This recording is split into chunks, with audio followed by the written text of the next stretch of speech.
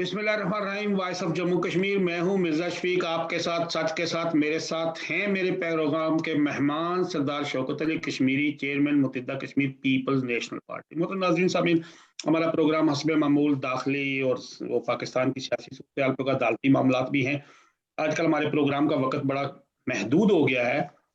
आपकी ख्वाहिशात के मद्देनजर, तो मैं अभी डायरेक्ट शौकत साहब के पास चलता हूँ। अस्सलाम वालेकुम जी। जी वालेकुम सलाम। कल आपने भट्टो साहब की किताब का एक हवाला दिया था जो मैंगल साहब के भाई की फोतगी का और उनकी बॉडी को गुमनाम करने का, और वो मेरा ख्याल आपने बताया था, पता है ना? जी जी। आज मैं किताब पढ़ रहा था रहमान मलिक साहब की, वो नई किताब एक उन्होंने जी लिखी थी पीछे से। हाँ जी जी जी। वो अभी इंग्लिश में है, मेरी अंग्रेजी बड़ी इतनी कोई अच्छी नहीं है, कमजोरी होती है, लेकिन फिर भी मैंने उससे काफी चीजें पढ़ रहा हूँ, मैं आपको बताऊंगा। फिर भी उन्होंने एक बात कही उसमें पढ़ी जो मैंने, कि हम बेनजीर भट्टो के कातलों के सिरे तक पहुंचते थे, जिस बंदे के खुरे तक पहुंचते थे वो बंदा मर जाता था। जब उसके घर के दरवाजे के तक पहुंचते थे तो वो बंदा मर जाता दूसरे दिन। और अगर हम दोबारा हुकूमत में आए तो फिर हम उनको फिर भी ढूंढेंगे। खैर वही बात। आज अदालत में एक मुदस्सर नारो वाला केस था। जी जी जी। उसमें वैसे एक बात बताऊं, अल्लाह कसम मुझे बड़ा तरस आता है इमरान खान पे। अच्छा अच्छा, तरसना खान। तो नहीं, वो बताता हूँ क्यों। या तो ये मदारी वाली तरह वो न्योले और सांप की लड़ाई में मशहूर रहते हैं, तो वो मशहूरी करते हैं, तो या भी ये बहायत मासूम है। पूरी दुनिया जानती है मुदस्सर नारो का केस, लेकिन उन्होंने उनकी वालदा को कहा अल्लाह कसम मुझे तो कोई पता ही नहीं कि ये बंदा गायब हुआ है। और अब अटॉर्नी जनरल साहब ने बड़ा कुछ सच बोलना शुरू कर दिया है। अब पता नहीं अगली तारीख पे ये अटॉर्नी जनरल होंगे या ना होंगे, क्योंकि मामला बड़ा उन्होंने वो क्या कहते हैं, या तो बेचारे बहुत ही ये एक बड़े बाप के बेटे हैं, तो कहीं इसी मगरूरी में ना मारे जाए, और दूसरी बात है या बेचारे मासूम बूढ़े कि वो इतने हसास मामले को, वो हसास ही होते हैं ना ऐसे मामले। और उसके बाद एक और बात बताऊं आज आपको। रावलपिंडी में एक इलाका है वेस्ट्रिज, कैंट का एरिया है वेस्ट्रिज। जी जी जी। तो काफी अरसा जाते रहते आते रहे, आपको पता ही है, बड़ा सासदार है इलाका है। और इस एरिया में 111 नहीं है, और इसको 111 कहते हैं, बड़ा एक मशहूर जगह चीज है पाकिस्तान की सियासत में भी और पाकिस्तान के इदारों में भी। उसका हेडक्वार्टर भी उधर ही है। अच्छा, फिर मैं आपको बता दिया पक्की बात, में मुझे पता था ये पहले भी। अच्छा, वहां पे एक खातून डॉक्टर थी, उन्होंने मेगाफोन पकड़ा हुआ और सड़क पे वो ऐलान कर दी थी कि इस एरिए में रिहायशी इलाकों में बिजनेसमैनों के और पुलिस की मुफाहमत से फहाशी और जराइम के अड्डे चल रहे हैं। मैं बड़ी एक मुख्तसर क्या कहते हैं साफ सुथरे अल्फाज में मैंने बात कही। आप इससे आगे बात मैं आपको क्या बताऊं। और मैंने सोचा है कि ये अब तो बिजनेस इधर तक चला गया है, ये तो मतलब मुमलकत के खुदादाद में पता नहीं कोई पैसों की बहुत ही कमी हो गई है, कि ये तो एक छोटे लोग करते थे चलो। और वो जो राणा शमीम साहब का जो था ना वो बयान अल्फी, वो भी आज सुप्रीम हाई कोर्ट में पहुंच गया है। और ये जो बयान अल्फी होगा ना, मेरे अंदाजे में ये शौकत साहब बड़ी तबाही मचाएगा। वो इसलिए कि ये किसी हाथ से नहीं आया, ये डायरेक्ट उस नोटरी पब्लिक से डायरेक्ट आया अदालत में। या तो अदालत ने चीफ एग्जीक्यूटिव को एक धक्का देने की पूरी तैयारी कर ली है, और या इसके अंदर बड़े बड़े नाम बदनाम होंगे। अब बात आपके पास चली। देखिए, दो तीन जो बातें हैं इम्पोर्टेंट उनको कर लेते हैं, फिर इस पे भी जी जी तजिया करेंगे। जी जी। एक तो वही जो साफी जिनकी मुदस्सर नारो जी, और हाई कोर्ट में बहुत से लोगों के है ना, वो तो दो केसेस जो है ना वो थे। एक तो यही مدثر نارو کی نارو ایک دو بھائی بھی ہیں نا وہ سب مشتاق صاحب، اور دو بھائی جو ہے وہ راجہ مشتاق کے بیٹے جو کالج میں پڑھتے تھے جی لا کالج میں، جی جی وہاں سے ان کو اغوا کیا گیا. ان کے والد صاحب راجہ مشتاق ہے، وہ وکیل ہے. تو اصل میں یہ ہائی کورٹ کے چیف جسٹس نے حکم دیا تھا کہ مدثر نارو کی والدہ کو جو ہے وہ پرائم منسٹر سے اس کی میٹنگ کروائی جائے. جی تو اس میں اٹارنی جنرل نے بیسیکلی ایک طرح کی سالسی کی، کیونکہ بہت سارے منسٹرز جو ہے نا وہ اس پہ انکاری تھے کہ نہیں پرائم منسٹر سے تو نہیں ملایا جا سکتا، کیونکہ ہمارے پرائم منسٹرز تو جو ہے نا وہ بادشاہوں سے بھی اوپر ہیں. بادشاہوں کی عدالت میں بھی جو فریادی جاتے تھے تو وہ ان سے ملاقات کرتے تھے، ان کی فریاد سنتے تھے. تو یہاں تو بہرحال چونکہ ہائی کورٹ کا حکم تھا تو اٹارنی جنرل نے ان کو سمجھا بجھا کے کہا کہ یہ میٹنگ آپ کو دینی پڑے گی. بالکل درست آپ نے فرمایا کہ جو ماکری کی پرائم منسٹر نے کہ مجھے تو پتہ ہی نہیں ہے، اور اسی وقت جو ہے نا وہ ادھر ادھر ٹیلی فون گھمانا کرنے شروع کر دیں. جبکہ مدثر نارو کا کیس نہ صرف پاکستان کے تمام ہی لوگوں کو پتہ ہے، باخبر لوگوں کو بھی اور عام لوگوں کو بھی، چونکہ یہ واقعہ تو کافی دنوں سے میڈیا میں چل رہا ہے. اس پہ کئی پروگرام ہوئے ہیں پاکستان میں، اور پھر یہ ہے کہ ظاہر ہے ہائی کورٹ میں بھی کیس چل رہا ہے ان کے مسنگ ہونے کا. تو وزیر اعظم نے ایک بڑی خوبصورت قسم کی اداکاری کی مغوی کی ماں کے سامنے، لیکن ماں تو یہ کہتی ہے کہ میں نے تو کئی ایک چٹھیاں اور ٹیلی گرام اور درخواستیں بھیجی ہیں پرائم منسٹر کو، تو وہ تو ردی کی ٹوکری میں جاتی ہیں. اس واقعے سے جو چھوٹے کلرک وغیرہ ہوتے ہیں نا جو پرانے حکومتوں کے لوگ ہیں نا اس میں بیٹھے ہوئے، یہ کلرک ہوں یا سیکرٹری ہو، پرائم منسٹر کو مخاطب ہونے والا کوئی لیٹر بھی جو ہے وہ ایسے کوئی آدمی اپنی مرضی سے جو ہے وہ ردی کی ٹوکری میں نہیں پھینک سکتا. ایون سپریم کورٹ کے آپ چیف جسٹس کو لکھیں وہ بھی نہیں کوئی پھینکے گا. ایکشن ہونا نہ ہونا، اس پہ کوئی کاروائی ہونا نہ ہونا یہ الگ چیز ہے، لیکن یہ وہ ادارے ہیں جن کی ڈاک کو نہ تو سینسر کیا جاتا ہے اور نہ ہی ان کو ردی کی ٹوکری میں ایسے پھینک دیا جاتا ہے ان کی مرضی. سر یہ سینسر کی جو بات آپ نے کی ہے نا یہ دل کو نہیں لگی. نہیں بس دیکھیے بات سنیے نا، مطلب یہ ہے کہ سینسر تو ہوتی ہوں گی پرائم منسٹر کی ڈاک، بٹ اس کو ردی کی ٹوکری میں اس وقت تک نہیں پھینکا جاتا جب تک کہ پرائم منسٹر کا اپنا حکم نہ ہو. یہ مان لیں ابھی. دوسری بات جو ہے وہ یہ ہے کہ مسنگ پرسنز کے حوالے سے آپ کو پتا ہے کہ 9 نومبر کو ایک لیجسلیشنز بھی سٹارٹ ہوئی ہے جس میں پاکستان کی نیشنل اسمبلی نے تو تقریباً اس قانون کو پاس کر دیا. اب وہ آپ کی سینٹ میں ہے، جس پہ آج ویسے تو پاکستان میں بھی کافی شور ہوگا تھا اس امینڈمنٹ قانون پہ، کیونکہ اس میں یہ تھا کہ اگر آپ نے یہ کہا کہ میرے عزیز یا کسی اقارب کو ISI نے اٹھایا ہے یا کسی بھی ایجنسی کا جس کا آپ نام لیں، تو آپ کو پروف کرنا پڑے گا، اور اگر آپ پروف نہ کر پائیں آپ قابل سزا ہوں گے، تو آپ کو سزا دی جائے گی، اور ساتھ میں تقریباً کوئی 1 لاکھ سے اوپر جو ہے نا وہ جرمانہ بھی ہے. اس پہ United nation human rights council نے آج بہت اپنے شدید رد عمل کا اظہار کیا ہے اور پاکستان کو نوٹس بھیجا ہے کہ آپ یہ جو لیجسلیشن کرنے جا رہے ہیں یہ تو ایک ظلم ہے مسنگ پرسنز کے ساتھ اور انصاف کے ساتھ بھی. آگے ایک بھائی گیا دوسرا بھی گیا پھر، اور یہ جو ہے وہ حقائق کو چھپانے کی امینڈمنٹ ہے، یہ حقائق تلاش کرنے والی نہیں ہے، اور نہ ہی جو لوگ انوالو ہیں ریاست کے مسنگ پرسنز میں ان کو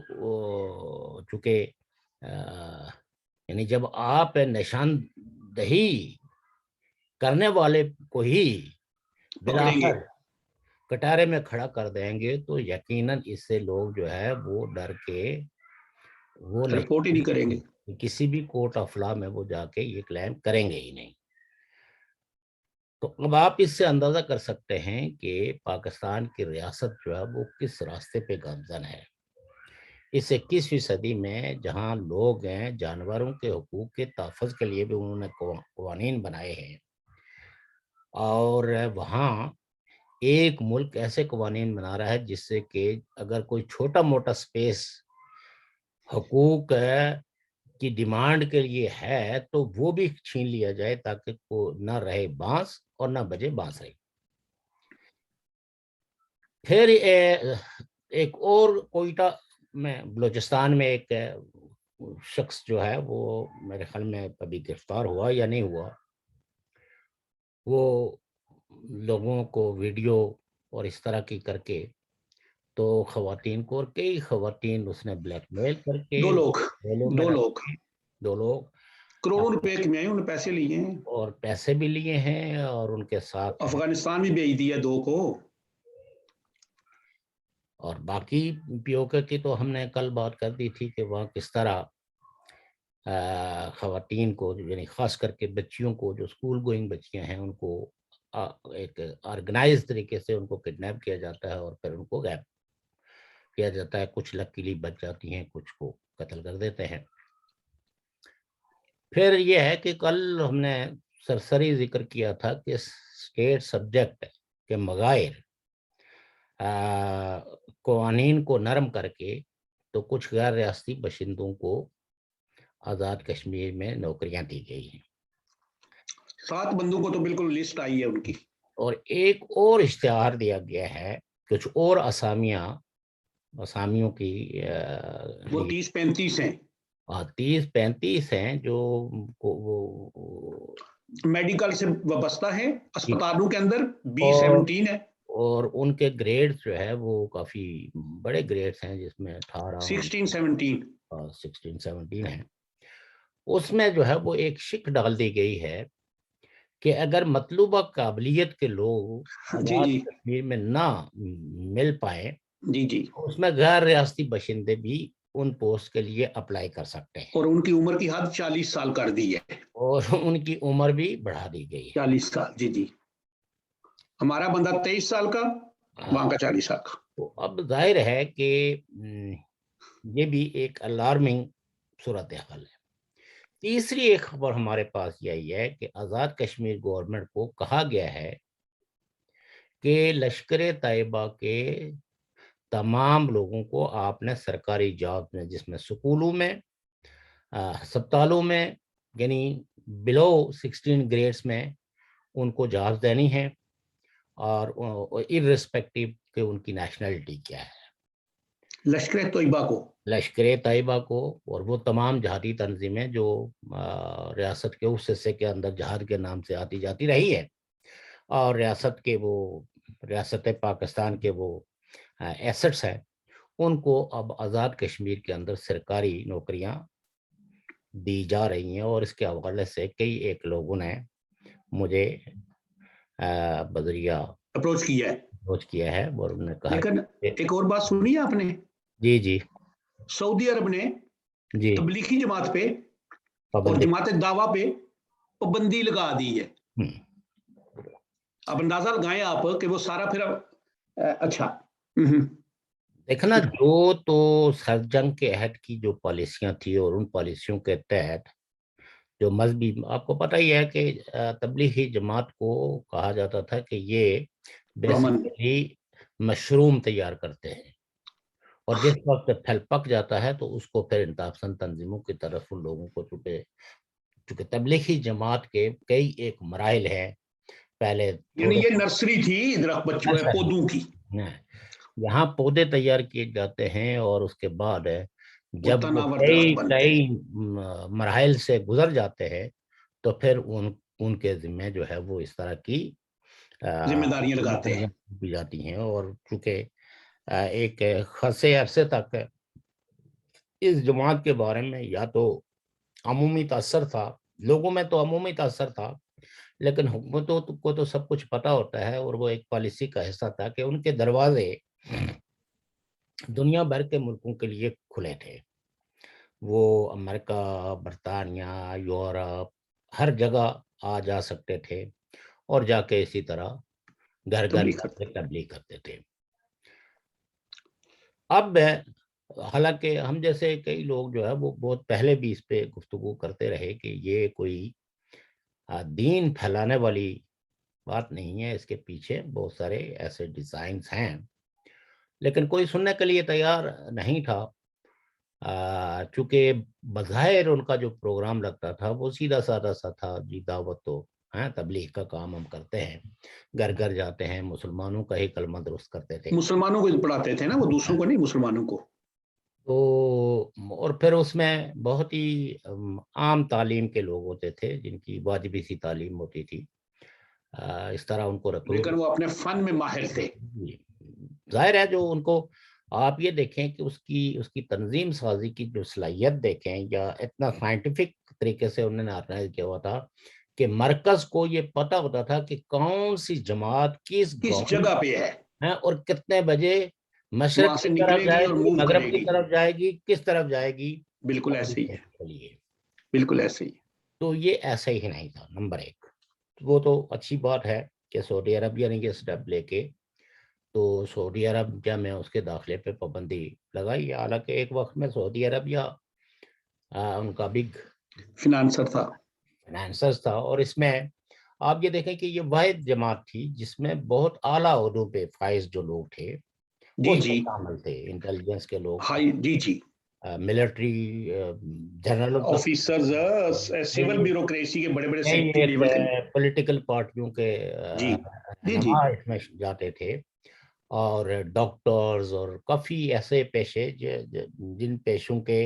لوگوں کو عام طور پر وقت نہیں ہوتا مریضوں کو دیکھنے کا، لیکن وہ تبلیغ کے لیے نکل کھڑے ہوتے تھے جو ان کے فرائض میں نہیں ہوتا تھا۔ تو ظاہر ہے کہ یہ بہت ہی آرگنائز جماعت ہے، اور اس کے جو ڈیزائنز تھے وہ کافی حد تک ہیں، آپ یہ سمجھیں جس طرح دیگر میسنریز آرگنائزیشنز ہیں ان کے ڈیزائنز کا کسی کو پتہ نہیں ہوتا، لیکن وہ چلتی رہتی ہیں، کچھ کلبوں کے نام سے ہیں، کچھ اور مختلف روپس ہیں اس دنیا میں۔ تو تیسری جو چیز ہے امپورٹنٹ ہے وہ یہ ہے کہ جو چلو جو آپ نے بات کی ہے اس کو بھی جی کون جی، کہتے ہیں، رانا شمیم صاحب جو چیف جج تھے گلگت بلتستان کے، اب تو ریٹائرڈ ہے، جی جی، تو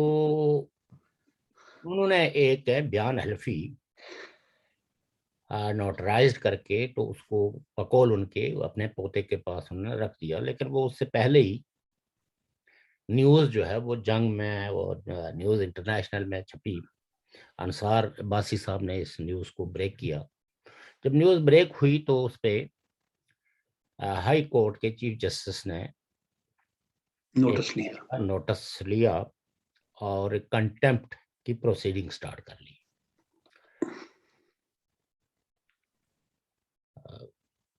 جو انصار عباسی صاحب تھے ان کا سٹینڈ یہ تھا کہ میں اپنی خبر پہ قائم ہوں، میں اپنے ذرائع بتانے کا پابند نہیں ہوں، لیکن جو کچھ ہم کہہ رہے ہیں یہ درست ہے، اور اس طرح کا بیان حلفی نوٹرائز کر کے تو ریکارڈ کیا گیا ہے۔ تو رانا شمیم صاحب کو جو ہے وہ جب نوٹس جاری ہوا جی، تو پہلے دن جب وہ نوٹس پہ آئے تو انہوں نے یہ ان سے جب پوچھا گیا تو انہوں نے کہا یہ جو چھپا ہوا ہے یہ میں نے نہیں پڑھا، خبر بھی میں نے نہیں پورے طریقے سے پڑھی، تو اس کو پڑھنے کے بعد ہی میں کنفرم کر سکتا ہوں کہ یہ وہی ہے جو میں نے دیا ہے یا ادروائز ہے۔ تو پھر وہ جو اینٹی जो अपोजिशन या یعنی جن کو وہ چبھتا تھا لگتا تھا وہ تو انہوں نے خیر جی بڑی شروع ہوا کیا سرخیاں جمائی کہ جناب ہیں رانا شمیم صاحب نے منحرف ہو گئے، وہ منحرف ہو گئے اپنے بیان الفی سے، اور واہ واہ تو خواہات ہے، اب پتہ لگے گا۔ لیکن ان کے فرزند نے تو تردید کی کہ والد صاحب نے ایسی کوئی بات نہیں کی ہے۔ ان کے بیٹے بھی جو ہے وہ وکیل ہیں اور وہ بیان الفی پہ جو ہے وہ سٹینڈ کرتے ہیں۔ انہوں نے انکار کیا چھپنے والے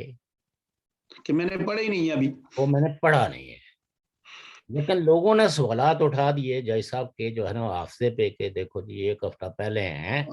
کہ لکھی ہوئی اپنی لکھی ہوئی بات کو ان کو یاد نہیں ہے، اس کا مطلب یہ کہ یہ کسی نے لکھا اور کسی نے جاری کر دیا،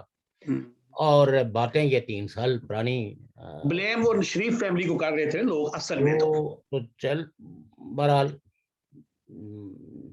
جو چیف جج ہیں انہوں نے کورٹ کو کہا کہ آپ اطمینان رکھیں، میری نیت جو ہے، یہ بھی ایک لا پوائنٹ ہے، میری نیت اس کو کوئی لیک کرنے کی نہیں تھی، البتہ میں نے اس کو بطور ایک امانت کے رکھا تھا کہ کسی کئی لوگ ہیں، کئی آپ دیکھیں اپنی وصیت نامہ رکھ دیتے ہیں۔ آپ یہ دیکھیے کہ ابوالکلام آزاد نے وہ جو 25 پیج لکھے تھے تو ان کے بارے میں انہوں نے ہدایت کی تھی کہ یہ میرے مرنے کے 25 سال بعد شائع کیے جائے، اور وہ شائع ہوئے ان کے مرنے کے بعد۔ جی طرح لوگ کچھ ایسی جو ہے وہ امانت شاید ہندوؤں کے پاس ہوگی، پھر بھی ہو سکتا ہے۔ تو بہرحال یہ ہے کہ وہ اب چونکہ بیسیکلی تو وہ پہلے ہی کہہ چکے ہیں کہ یہ جو چھپا ہے میں نے پڑھا ہے اور یہ وہی ہے جو میں نے لکھا ہے، لیکن چونکہ چیف جسٹس ہائی کورٹ جو ہے وہ ان کو اسلام آباد ہائی کورٹ وہ ان کو زور دے رہے تھے کہ وہ آپ اوریجنل پیش کریں، یہی بات ہے، تو وہ آج کیا کہتے ہیں اس کو سر بمار کر کے اب رجسٹرار نے بھی ایک اور سیل لگائی ہے کہ صرف چیف جسٹس صاحب خود پڑھیں گے، کھولیں گے بھی، تو وہ جناب ہے موصول ہو چکی ہے۔ اصل میں اس میں جو امپورٹنٹ بات ہے کہ آخر وہ جو چیف جسٹس ثاقب نثار صاحب کس جج کو ہدایت جاری کر رہے تھے، وہ اس وقت ہیں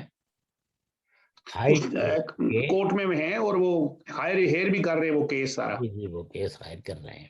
جی تو اس پہ چیف جسٹس صاحب نے، میں تو اس کو پھرتیاں کہوں گا، لیکن بات یہ ہے کہ آپ کورٹ آف لا میں جب یہ بات آئی ہے، فرض کریں کہ چونکہ پروسیڈنگز تو کنٹیمپٹ کی ہو رہی ہے، ایک شخص جو حقائق بیان کر رہا ہے تو اس کی کنٹیمپٹ، کیا اس پہ کنٹیمپٹ لگے گی یا نہیں؟ ایسا میرے خیال میں کوئی قانون نہیں ہے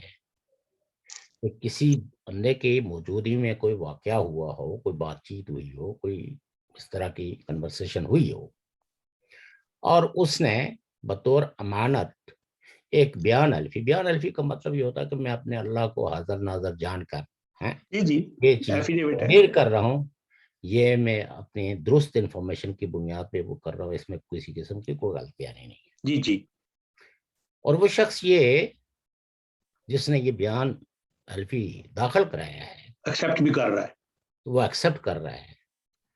تو کیا یہ سچ بولنا اس کے لیے جرم بن گیا؟ اور وہ جنہوں نے یہ سارا کچھ کیا کیا ان کی تحقیق ہوگی یا نہیں ہوگی؟ سوال جو ہے وہ جسٹس شمیم صاحب کا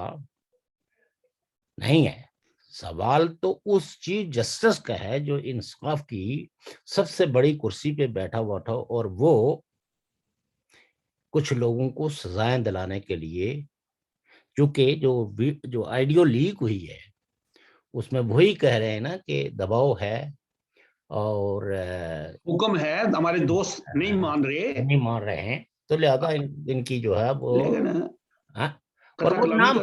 ہاں خطا کلامی کی معافی چاہتا ہوں. جی جی یہ اب سوال بڑا عجیب ہے. یہ بات تو شروع ہوئی تھی توہین عدالت نہ لگ جائے, یہی بات ہوئی نا, اصل مسئلہ تو یہی تھا نا کہ یہ تو عدالت کی توہین ہو رہی ہے ایک جج کو. لیکن اب تو مسئلہ یہ ہے وہ دوست کون ہیں جو نہیں مان رہے, اب دیکھنا ان دوستوں کا بھی ذکر آئے گا نا. تو دیکھنا جب آپ ہیں ایک شخص کو جس نے بیان الفی دیا ہے کہ میں اپنے پورے ذہن کے ساتھ سچ کہہ رہا ہوں اور یہ ہوا واقعہ میرے سامنے, جی آپ فرض کر لیے کہ مطلب یہ ہے کہ جج صاحب جو ہے وہ اس کے باوجود ان کو کنٹمپٹ لگا دیتے ہیں اور ان کو سزا دے دیتے ہیں 4 مہینے 5 مہینے 2 مہینے 1 دن 10 منٹ تو مشکل ہے. 5 سیکنڈ, لیکن کیا اس سے وہ سچائی جس کا انہوں نے اظہار کیا ہے عدالت العالیہ جو ہے اس عالیہ جی جی وہ اس سچائی کو چھپانے کے لیے کنٹمپٹ آف کورٹ کے پیچھے چھپ جائے گی اور اس سے حقائق بدل جائیں گے, جبکہ ایسی وہ ایک آئیڈیو جو امریکہ کے اندر فرینزک ہو کے تو آئیے مارکیٹ میں آ چکی ہے, جو سبھی نے سنی ہے. آپ یعنی ان کی جو انوالومنٹ ہے تو پھر تو جائی صاحب کو چیف جسٹس